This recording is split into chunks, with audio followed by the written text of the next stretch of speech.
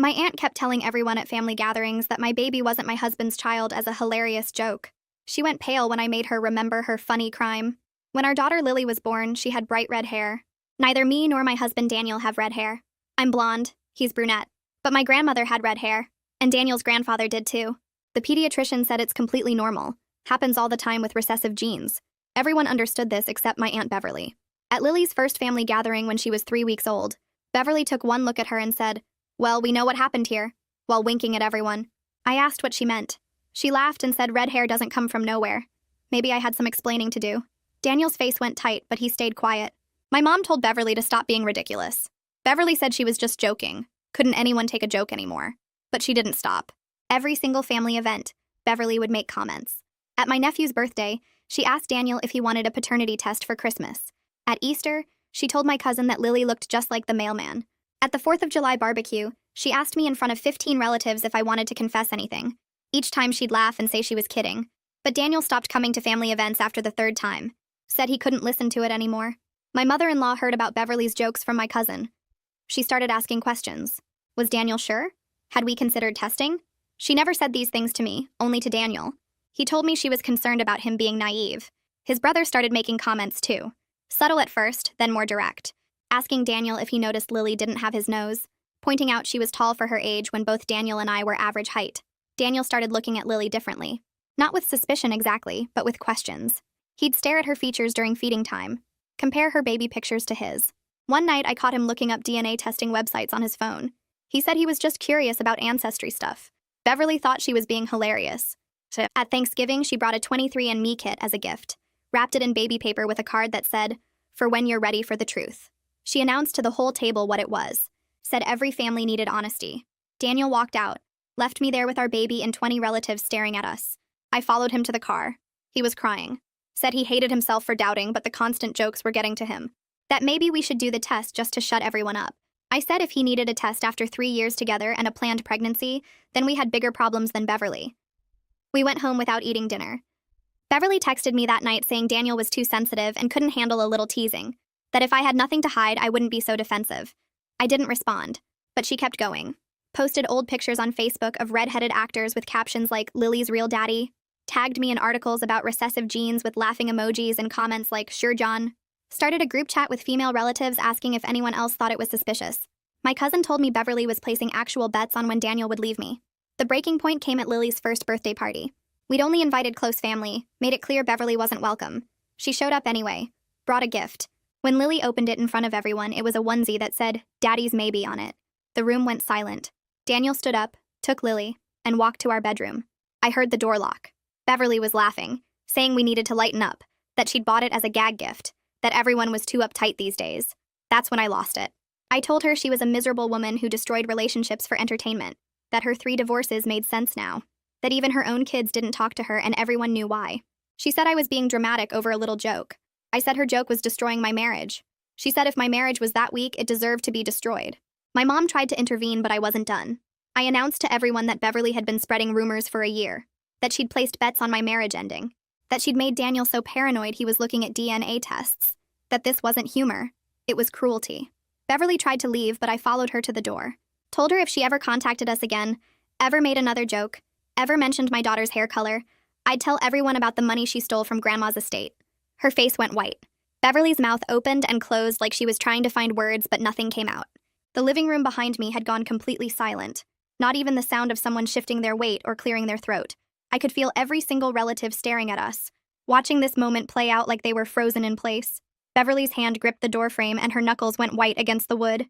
She tried to force a laugh, that same high-pitched sound she always made after her jokes, but it came out shaky and wrong. She waved her hand at me like I was being silly, and said something about how I was being so dramatic over nothing. Her voice cracked on the last word, and she took a step backward onto the front porch. I followed her and spoke loud enough that everyone inside could hear me clearly through the open door. I said we could discuss grandmother's missing $15,000 right here in front of everyone if that's what she wanted. I asked if she'd like to explain how grandmother's signature appeared on checks during the last 6 months when she couldn't even hold a pen anymore. Beverly's face went from white to red, and she shook her head fast while backing down the porch steps. She said I was a liar, and I was making things up to hurt her. I took another step forward and told her I had copies of every single forged check locked in my safe. She turned and practically ran to her car, fumbling with her keys and dropping them twice before getting the door open. Her tires squealed when she backed out of the driveway, and I watched her taillights disappear down the street before I turned around. My mother was standing right behind me when I walked back inside. She grabbed my arm and pulled me toward the kitchen while everyone else stood around pretending they weren't staring. Mom's face was tight and her voice came out in a harsh whisper, asking me what I was talking about with estate money.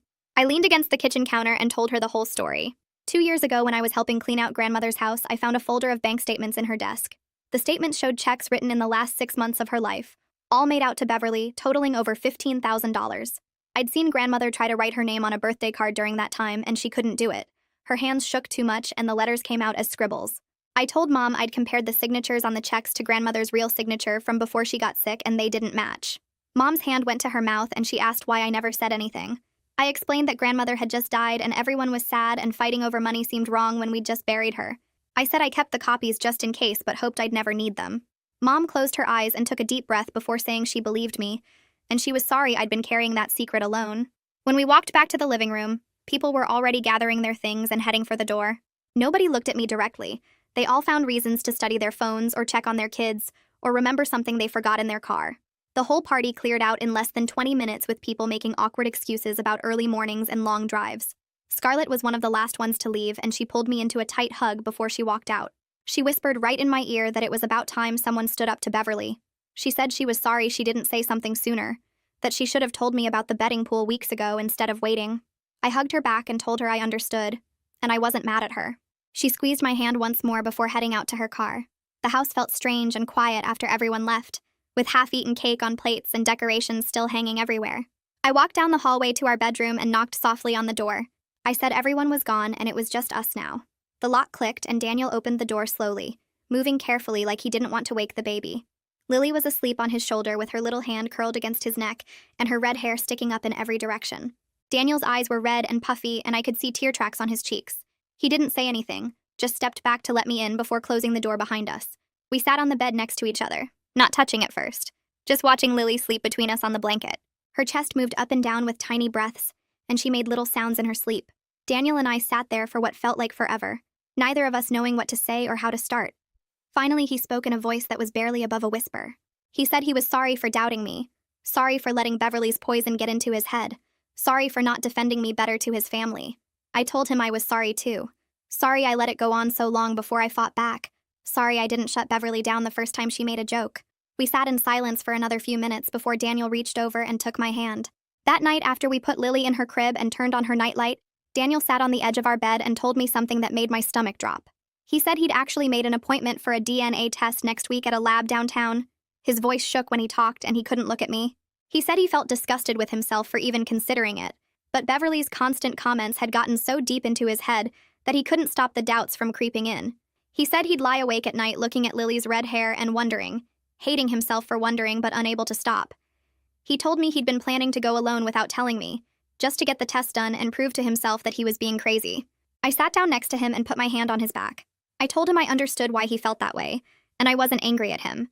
I said if taking the test would give him peace and kill the doubts Beverly planted, then we should do it together. Daniel's face crumpled and he started crying, really crying in a way I'd never seen before. He put his head in his hands and his whole body shook. He said he didn't want to be the kind of husband who needed proof, didn't want to be the kind of father who looked at his daughter and questioned if she was really his. He said he loved Lily more than anything in the world, and he hated that Beverly had made him doubt something he knew in his heart was true. I held him while he cried and told him it was okay, that we'd get through this together. We talked for another hour about what to do and finally decided together that we'd do the DNA test. Not because either of us actually doubted the results, but because we needed to kill the poison Beverly had planted once and for all. We needed something concrete that Daniel could look at when the doubts crept in at night, something that would shut down any future comments from anyone. Daniel got his laptop and ordered a home test kit right there, paying extra for rush processing so we'd get results in 3 to 5 days instead of 2 weeks.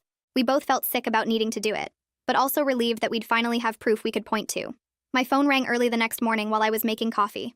Mom's name showed up on the screen and I almost didn't answer, but I figured I should get it over with. She started talking before I even said hello, her voice tight and angry. She said Beverly had been blowing up her phone since last night, claiming I was trying to destroy her reputation with lies. Beverly was telling everyone in the family that I'd made up the whole estate theft story to get revenge for her jokes. Mom's voice got quiet and serious when she asked me point blank if the theft was real or if I'd just said it to hurt Beverly. I took a deep breath and told her yes. It was completely real, and I had copies of all the forged checks in my safe deposit box at the bank. I said I could show them to her anytime she wanted to see proof. An hour later, my phone rang again, and Dad's name showed up. I picked up, and he didn't even say hello, just asked why I never told him about the theft. His voice sounded tight and angry in a way I'd never heard before. I took a breath and explained that grandmother had just died when I found those forged checks. Everyone was grieving and falling apart. I didn't want to tear the whole family into pieces over money when we'd already lost her. The funeral had been hard enough without adding accusations and police reports. Dad went quiet for a minute, and I could hear him breathing on the other end. Then he said he understood I was trying to protect everyone, but Beverly had been using my silence like a shield to hurt my family for a whole year. He told me he was going to handle Beverly himself now, and I should just focus on fixing things with Daniel. He said not to worry about the family drama anymore because he'd take care of it. We hung up, and I sat there staring at my phone, feeling weird about the whole thing. Part of me felt relieved that Dad believed me and was stepping in. Another part felt guilty for keeping the theft quiet for so long. That afternoon, my phone rang again, and this time it was Kayla, Daniel's mom. My stomach dropped when I saw her name because I figured she was calling to yell at me or defend Beverly somehow. But when I answered, her voice sounded small and shaky. She said she needed to apologize for questioning Daniel about paternity. She told me she realized now that she let Beverly's gossip get into her head and change how she saw things. She said she was ashamed that she doubted her own son and made him feel like he needed to prove something. She kept saying she was sorry over and over. I told her it was okay, and that I understood how Beverly's constant comments could mess with people's heads. We talked for a few more minutes, and she asked if she could come visit Lily soon. I said yes because I could tell she really meant the apology. My phone buzzed with a text from Christopher about 20 minutes after I got off the call with Kayla. The text was long and said he wanted to apologize for his comments about Lily's features. He admitted he was just repeating stuff he'd heard other family members saying at gatherings. He wrote that he never actually believed any of it and felt terrible for joining in. He said he should have stood up for us instead of making Daniel feel worse. I texted back that I appreciated him saying that, and it took guts to admit he was wrong. 2 days later, we did the DNA test. Daniel opened the kit at the kitchen table while Lily played with blocks on the floor. The instructions said to swab the inside of the cheek for 30 seconds. Daniel did his first, rubbing the long cotton swab against the inside of his mouth while watching the timer on his phone. Then I held Lily still while he did hers, which was harder because she kept trying to grab the swab and bite it. We got enough cells, though, and sealed both swabs in their separate tubes.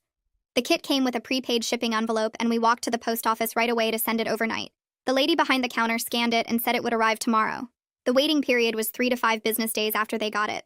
Walking back to the car, Daniel grabbed my hand and squeezed it hard. Neither of us said anything, but I knew we were both thinking the same thing. Every hour was going to feel like torture, even though we both knew what the results would say. 3 days into the waiting period, I got an email notification on my phone. Beverly's name popped up in my inbox, and my hands started shaking before I even opened it. The email was long, maybe 10 paragraphs, and she called me vindictive and cruel in the first sentence. She claimed the estate situation was just a misunderstanding, and I was using it to manipulate the whole family against her.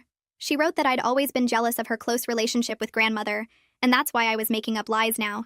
She said I was a terrible person for destroying family bonds over a joke that was meant to be funny. The email went on and on about how I was too sensitive and couldn't handle teasing. She accused me of turning everyone against her because I wanted attention and sympathy. By the end, she was saying I'd regret using lies to hurt her. I read it twice and felt my face getting hot with anger. I didn't write back to Beverly. Instead, I just hit the forward button and sent the whole email to Dad without adding any comments. He replied in less than 5 minutes. His message said he'd already contacted the estate lawyer that morning, and they were pursuing legal action against Beverly. He wrote that Beverly was no longer welcome at any family gathering he hosted, and he'd made that clear to everyone. He told me to block her number and email so she couldn't contact me anymore. I did exactly that. The next day, Scarlett called while I was folding laundry. She asked how I was holding up after everything that happened at the party. I told her I was okay, just waiting on the DNA results and trying not to think about Beverly. Scarlett got quiet for a second and then said she needed to tell me something. She revealed that Beverly had actually gotten 5 other relatives to put money in the betting pool about my marriage ending. She listed their names, and I felt sick hearing some of them because they were people I thought liked me. Scarlett said she refused to participate when Beverly asked her to join. She told me she'd even argued with Beverly about how wrong it was, but she didn't tell me before because she thought I already had enough stress. I thanked her for telling me now and for not joining in. After we hung up, I sat on the couch for a while just processing the fact that 6 people in my family had been betting on my marriage falling apart. Day 4 of waiting arrived, and I was feeding Lily breakfast in her high chair when Daniel came into the kitchen holding an envelope. His face looked pale and his hands were shaking slightly. He said the results came in the mail. I put down Lily's spoon and watched him open the envelope slowly, like he was scared of what might be inside even though we knew. He pulled out the paper and stared at it for what felt like a full minute without moving. Then he turned it around to show me. The paper had official letterhead at the top and a bunch of technical language I didn't understand. But right in the middle in bold letters it said, 99.9% probability of paternity. Daniel's eyes filled up with tears and so did mine. We just stood there in the kitchen crying while Lily banged her plastic spoon on her tray and babbled at us. Daniel came over and hugged me so hard I could barely breathe. Neither of us said anything for a long time. That afternoon, Daniel disappeared into the garage for about an hour.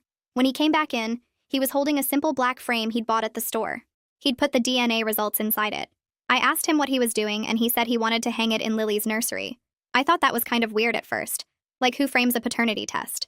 But he explained that he wanted a reminder of how close he came to letting someone else's poison destroy his family. He said every time he walked into her room and saw that frame, he'd remember what we survived together and how we didn't let Beverly win. We hung it on the wall next to the growth chart, and Daniel stood there looking at it for a long time. I put my arm around his waist and leaned against him. The frame looked strange hanging there with all the cute baby decorations around it, but I understood why he needed it there. 2 days later, my mom called while I was doing dishes and asked if we'd come to Sunday dinner at their house. She said she needed to see us and promised Beverly wouldn't be there. Her voice sounded tired and sad when she told me she was heartbroken about everything that happened, but she believed me about the estate theft. She said I did the right thing finally using that information to protect my family. I told her we'd come, and she sounded relieved. That Sunday, we drove to my parents' house with Lily in her car seat, babbling the whole way. Daniel seemed nervous and kept adjusting his grip on the steering wheel. When we walked in, about a dozen relatives were already there, sitting around the dining room table. My dad stood up as soon as he saw us and hugged me tight. Then he asked everyone to sit down because he had something important to say. The room got quiet and people stopped passing dishes around. Dad cleared his throat and announced that he'd filed a formal complaint with the police about the forged checks Beverly wrote from grandmother's accounts.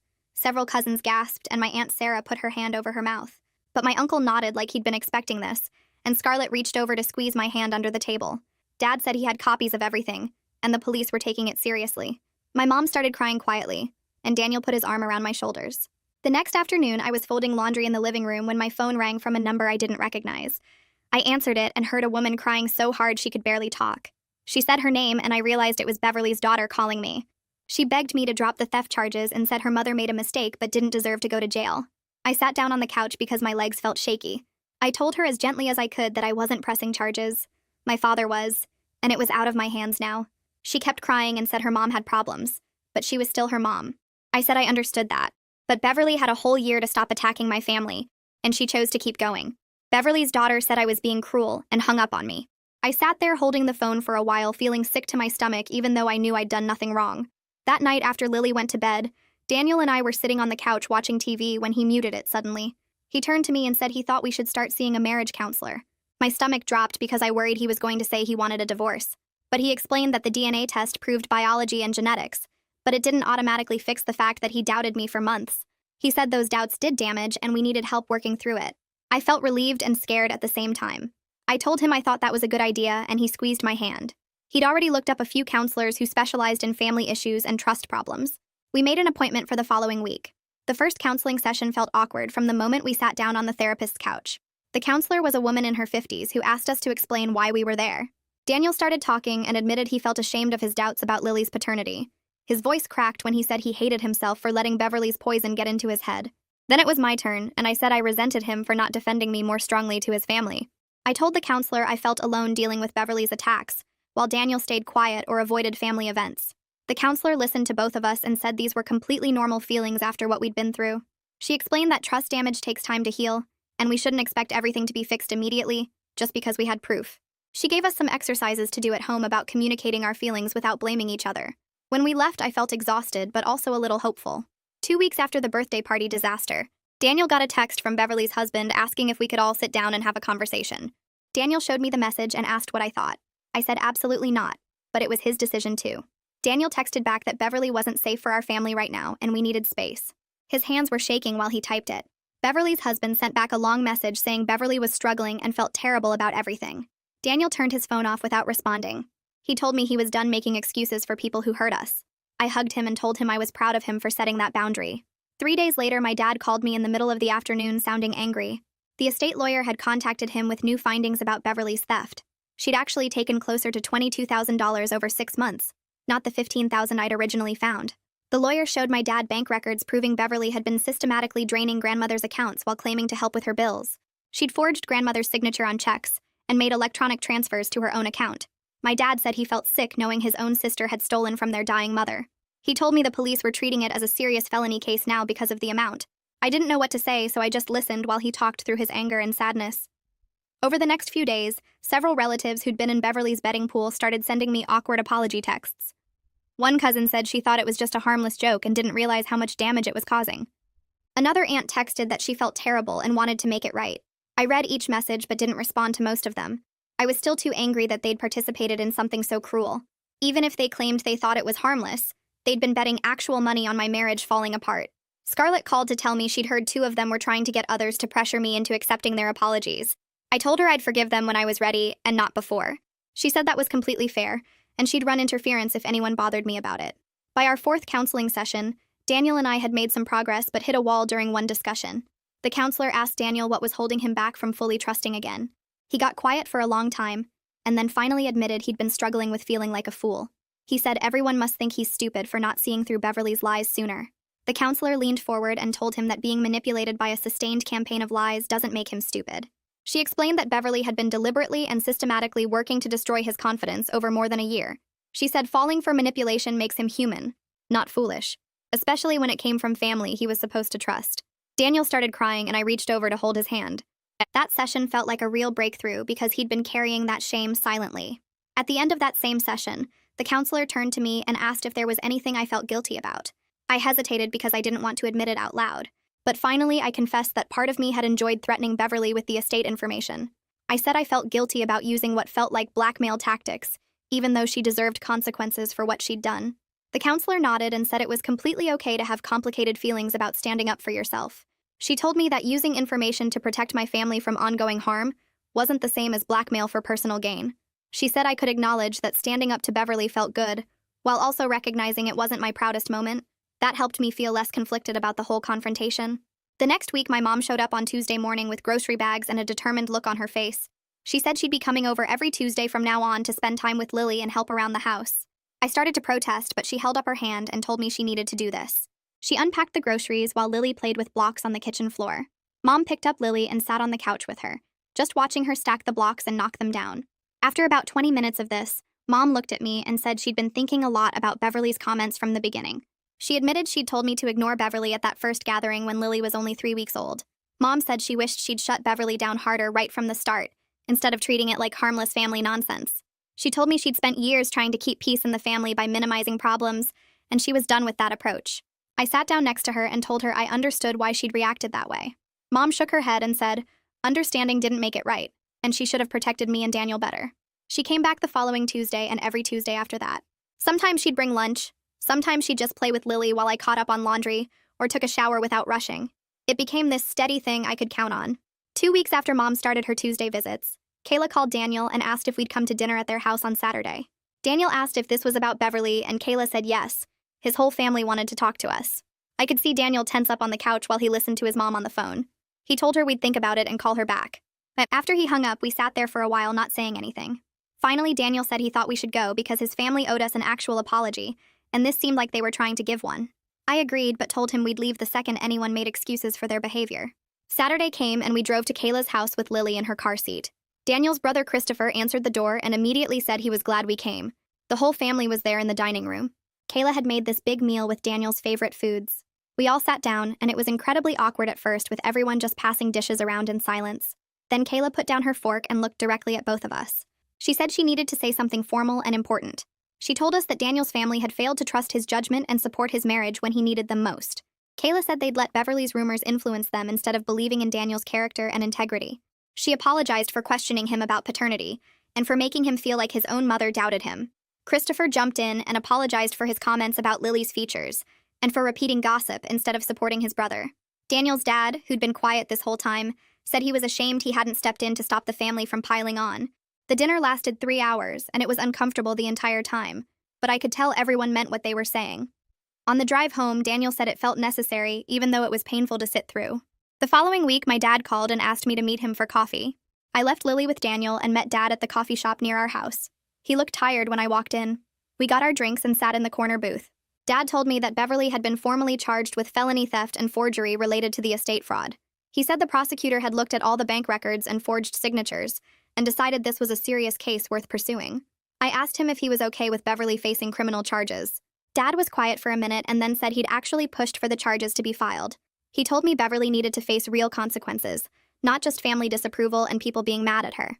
Dad said that without legal consequences, Beverly would just wait for everything to blow over and then go back to her old behavior. I told him I felt conflicted about the whole legal route even though I knew Beverly deserved punishment. He reached across the table and squeezed my hand. Dad said he understood my conflict, but this was bigger than just what Beverly did to my marriage.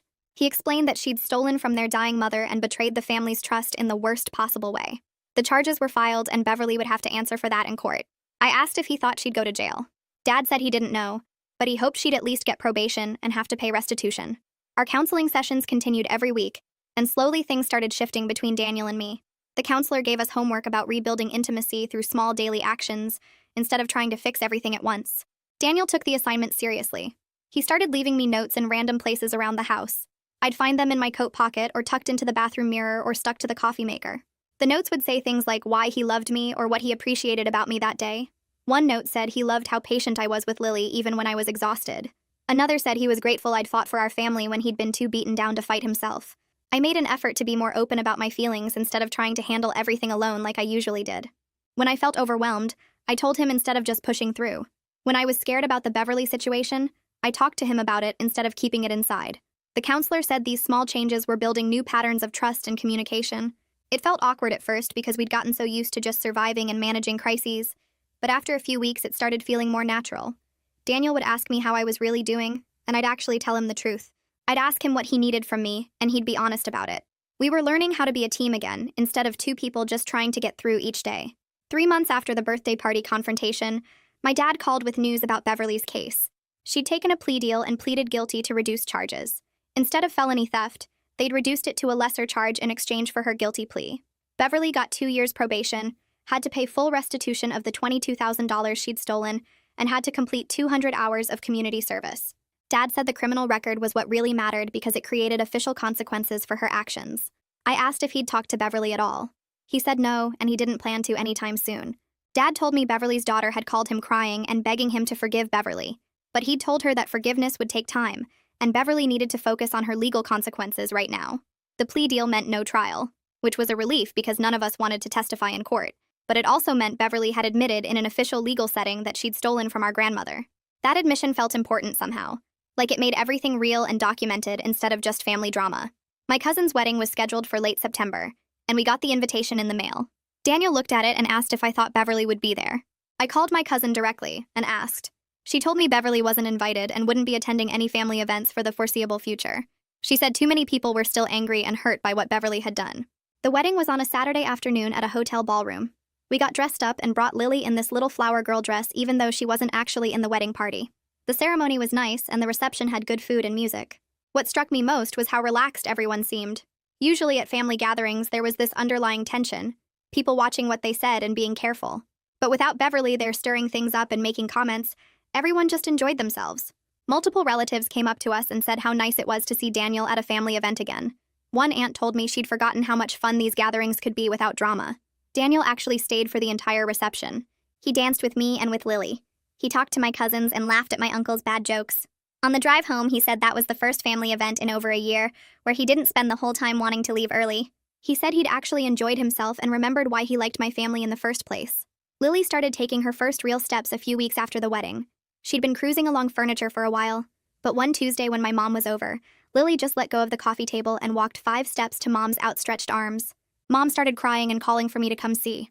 Daniel got home from work 20 minutes later and Mom made Lily do it again.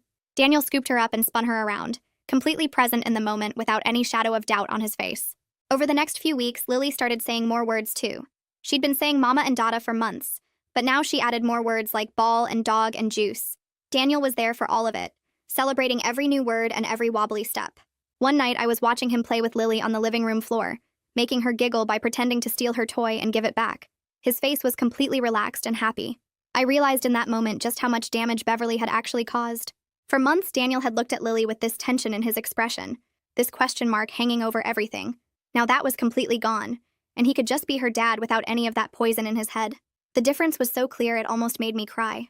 My relationship with Scarlett had gotten stronger through all of this.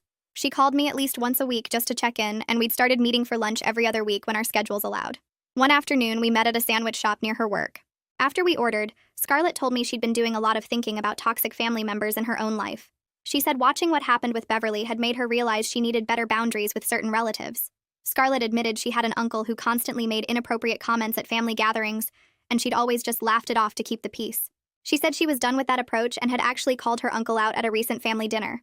I asked how that went, and she said it was uncomfortable but necessary.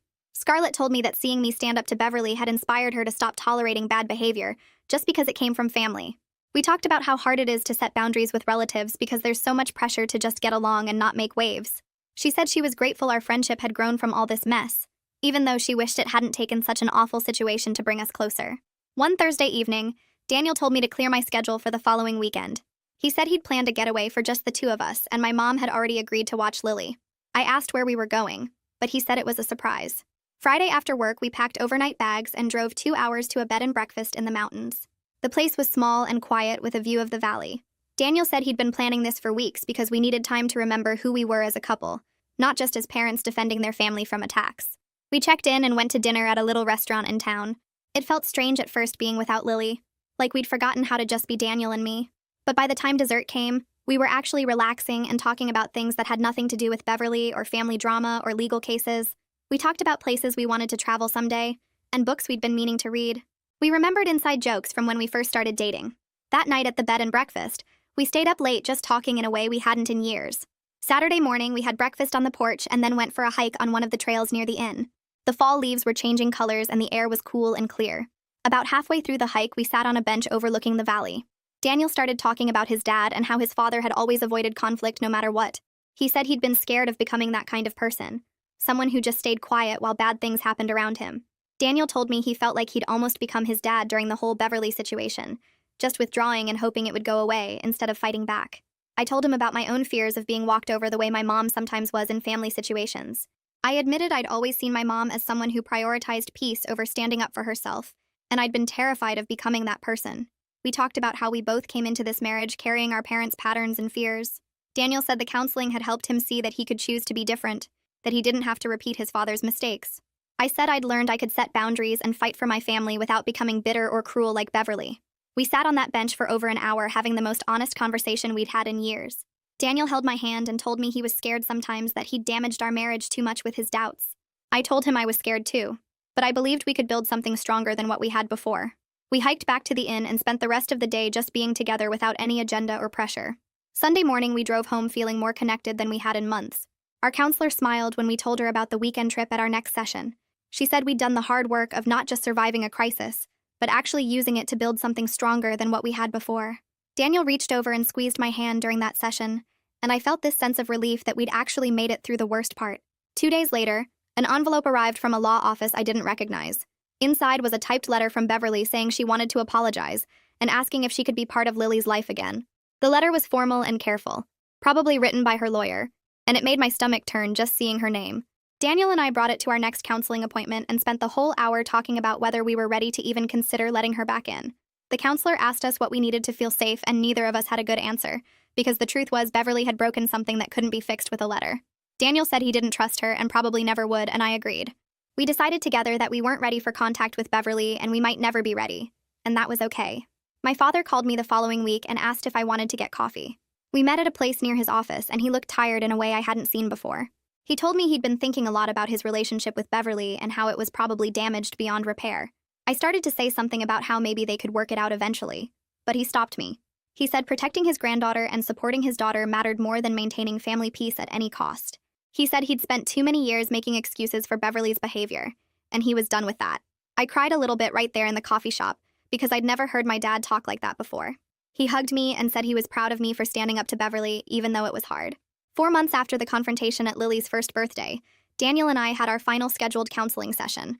The counselor said we could always come back if we needed to, but we'd developed healthy communication tools and rebuilt our foundation of trust.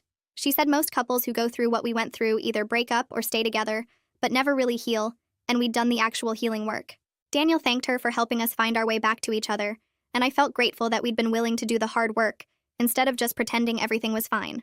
We started planning Lily's second birthday party the next week, and this time we were very careful about the guest list. We only invited people who had supported us through the crisis, which made it smaller than last year's disaster, but so much better. My parents were coming, Daniel's mom Kayla was coming, Christopher and his new girlfriend, Scarlett and her family, and a few other relatives who had stood by us. No one who had participated in Beverly's betting pool got an invitation. No one who had made Daniel feel like he needed to question his own daughter got invited. The party was just going to be about celebrating Lily with people who actually loved her. The morning of the party, Daniel helped me set up decorations while Lily played with her toys in the living room. We hung streamers and balloons, and I made a cake with red frosting to match her beautiful red hair.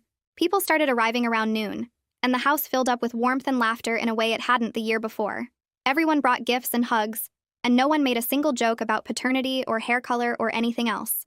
Kayla spent 20 minutes on the floor playing blocks with Lily, and I watched Daniel watching them with this peaceful expression on his face. About an hour into the party, Daniel tapped his glass with a fork to get everyone's attention. He gave a short toast thanking everyone for standing by our family during a difficult time. He didn't mention Beverly by name, but everyone understood what he meant, and several relatives raised their glasses with visible emotion in their eyes. My mom wiped tears away, and my dad put his arm around her shoulders. Christopher stood up and added that he was grateful to be part of a family that knew how to support each other when it really mattered. Then it was time for cake, and we brought Lily to her high chair with the red frosted cake in front of her. She looked at it for about 2 seconds before smashing both hands right into the middle of it. Red frosting went everywhere, all over her face and hair and clothes, and everyone laughed and took pictures. I caught Daniel watching her with pure joy and zero doubt on his face, and that moment felt like the real victory. Not the confrontation with Beverly or the legal consequences or even the DNA test. Just Daniel looking at our daughter covered in cake and seeing nothing but love. My mother pulled me aside while Daniel was helping Lily get cleaned up. She told me she was proud of how I'd fought for my family. She said she'd been thinking about times in her own life when she should have been more assertive, and I'd inspired her to work on that. I hugged her and told her it meant a lot to hear her say that. Christopher came over with a woman I'd never met before, and he introduced her as his girlfriend Joyce. He told her this was his niece Lily, the smartest and cutest kid in the whole family. Daniel caught my eye across the room and smiled, and I knew he'd heard it too. After everyone left and we'd said our goodbyes, Daniel and I cleaned up together while Lily napped in her room. We picked up wrapping paper and put away leftover food and wiped frosting off the walls. Daniel said this birthday felt completely different from last year, and I agreed. He told me he was grateful we'd gone through hell together, because now he knew our marriage could survive anything. I said I felt the same way, and we finished cleaning in comfortable silence, just being together in our home with our daughter sleeping safely nearby. A few weeks after the party, Beverly's daughter called while I was doing laundry. I let it go to voicemail at first, but she called back twice, so I answered. She asked if we could talk about letting her kids spend time with Lily since they were cousins and shouldn't be punished for their grandmother's behavior. I told her I understood where she was coming from, but we needed to protect our peace right now. She asked how long that might take, and I said honestly I didn't know. Maybe someday, but not today. She was quiet for a minute, then said she understood and hoped we could work toward it eventually. After we hung up, I felt guilty, but also relieved that I'd held the boundary without caving to pressure. Daniel came home from work the next Tuesday with this huge smile on his face. He picked up Lily and spun her around, then kissed me and said he got the promotion he'd been hoping for. His boss told him during the review that his communication skills had improved dramatically over the past 6 months. Daniel said he'd actually mentioned the counseling to his boss in a general way, talking about how working on personal growth had helped him professionally. That night after Lily went to bed, Daniel told me the whole nightmare with Beverly had taught him to stand up for himself in all areas of his life. He said he used to avoid conflict at work too, just like he did with family, but counseling showed him how to be direct without being aggressive. The following Sunday, we tried out a parents group at our church that someone had mentioned to us. About 8 couples sat in a circle in the church basement with coffee and donuts.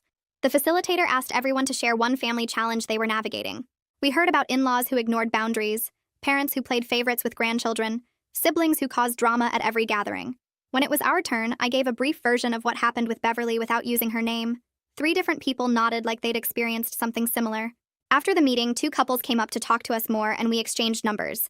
Daniel said on the drive home that it felt good to know we weren't the only ones dealing with complicated family stuff.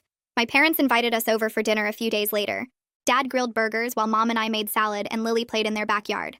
Over dinner, Dad brought up Beverly without me having to prompt it. He said he'd been thinking a lot about how he handled things over the years. He told me he wished he'd addressed Beverly's behavior a long time ago instead of staying silent and enabling it. Mom agreed and said she felt the same way, that they'd both chosen peace over protection. I told them I understood why they did it, that confronting family is hard. Dad said watching me stand up to Beverly showed him it was possible to set boundaries without destroying yourself in the process. The conversation felt different from our usual surface-level small talk, more honest and real.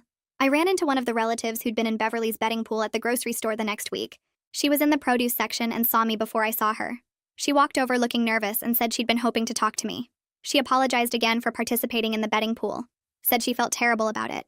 This time, instead of walking away, I actually listened. I told her I accepted her apology and hoped she learned something about how gossip that seems harmless can actually destroy people. She nodded and said she definitely had, that she'd been thinking about it constantly. We talked for a few more minutes and it wasn't comfortable, but it felt necessary. That evening, Daniel and I were cleaning up after dinner when he brought up the idea of having another baby. I stopped loading the dishwasher and looked at him. He said he'd been thinking about it for a while and felt like we were in a good place now. For the first time since Lily was born, I wasn't immediately worried about what color hair another baby might have or what anyone might say. I told Daniel that and he grinned. He said he hoped they had red hair too, just to make a point. We both laughed and agreed we'd start trying in a few months once we felt completely ready. Christmas came and a card arrived in the mail with Beverly's return address. Daniel brought it in from the mailbox and we both stared at it on the kitchen counter. He asked if I wanted to open it and I said no. We'd talked about this in counseling, about how any contact with Beverly had to be on our terms and timeline, not hers. We weren't ready yet and might never be ready. Daniel put the card in a drawer unopened and we went on with our day. Kayla started coming over every Thursday evening to watch Lily while Daniel and I went to dinner or just took a walk. She'd arrive with little gifts for Lily and spend hours playing with her on the floor. One Thursday, she stayed after we got home and asked to talk to me privately. We sat in the kitchen while Daniel gave Lily a bath. Kayla told me she was ashamed of how she'd acted when Beverly first started spreading rumors. She said she was grateful I was giving her another chance to be part of Lily's life. I told her I appreciated the apology and that watching her with Lily now showed me she'd genuinely changed. Our anniversary fell on a Saturday in January. Daniel had planned a nice dinner at home after Lily went to sleep. He cooked my favorite meal and we ate by candlelight at our dining table. After dessert, he pulled out a small wrapped box. Inside was a necklace with Lily's birthstone hanging from a delicate chain. He said this past year had taught him that I was the strongest person he knew. I told him that standing up to Beverly had been terrifying, but knowing he had my back made it possible.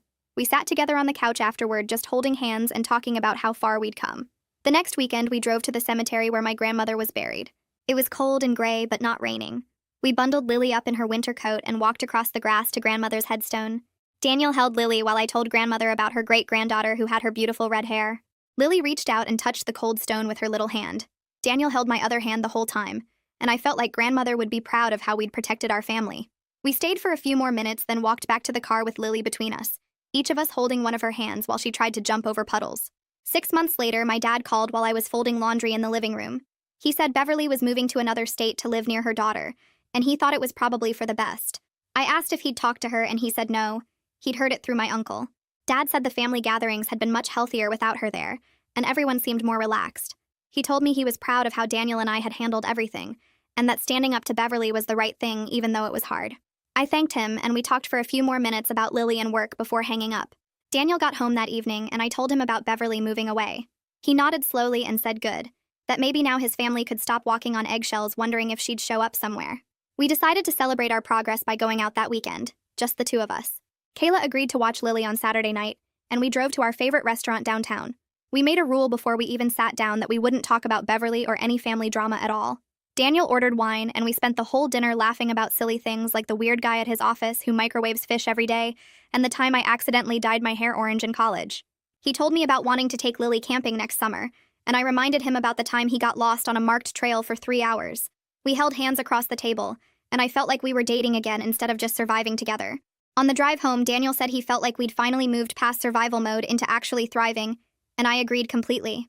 The next Tuesday, I was making lunch when my phone buzzed with a text from Scarlett. She'd sent a photo of Lily playing with her kids at a family picnic I'd missed because of work. Lily was laughing in the grass with her bright red hair catching the sunlight, and Scarlett's caption said, "Look at this beautiful red-headed angel."